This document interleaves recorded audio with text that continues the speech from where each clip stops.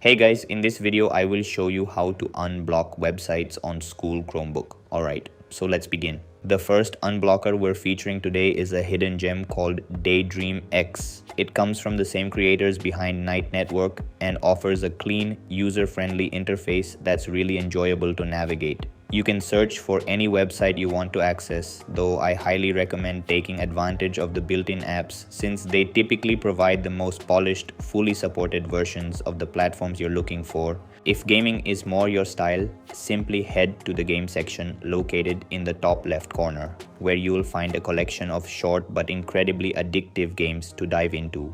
What really sets Daydream X apart for me is how customizable it is.